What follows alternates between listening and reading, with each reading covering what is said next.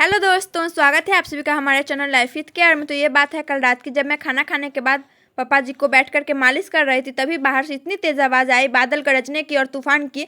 मैं बोली पापा जी को कि मैं 2 मिनट में आती हूँ, और बाहर जा करके देखी तो आप लोग देख सकते हैं कि कितनी तेज़ तूफान थी और बादल किस तरह से गरज रहा है। उसी बीच बारिश और बर्फ़ की भी बारिश हो गई, जैसा कि आप लोग देख सकते हैं वीडियो में।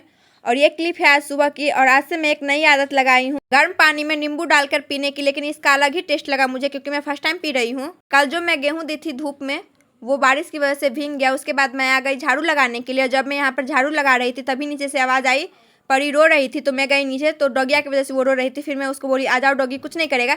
तो वो देखी कितने अच्छी तरह से ऊपर आने लगी, और फिर मैं लगी अपने काम में, मैं झाड़ू लगाने लगी फिर से।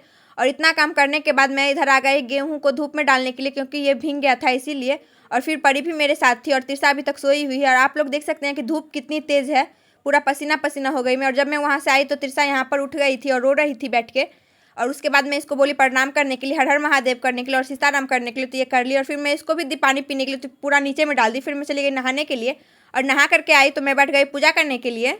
पूजा करने के बाद मैं ये और दीदी बैठ करके नाश्ता करने लगे। दीदी भी यहाँ आई थी, और फिर मैं चली गई तिरसा को नहाने के लिए। और नहाने के बाद तिरसा कुछ ऐसी लग रही है, और आप लोग देख सकते हैं कि ये कैसे मुंह बना रही है।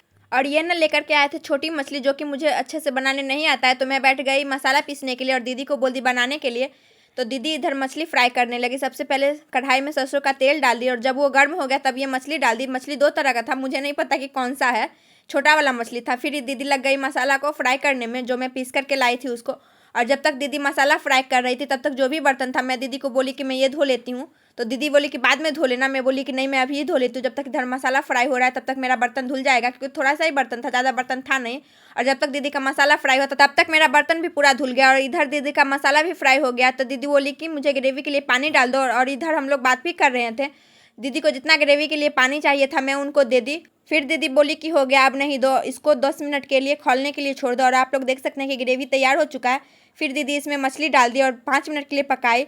और जब मछली में अच्छे से ग्रेवी चला गया, तब दीदी बोली कि अब धनिया पत्ता काट कर के लाओ। मैं धनिया पत्ता लेकर के आई, तो दीदी उसके ऊपर डाल दिए। फिर गैस की फ्लेम को कर दी ऑफ, और इधर थोड़ा सा मछली फ्राई करके रख लिया खाने के लिए। और जब हम लोग इतना करके बाहर आए, तब मेरा एक पार्सल आया हुआ था, तो मैं चली गई वो लाने के लिए। और दीदी इधर बोल रही है कि कितना पार्सल आता है तुम्हारा।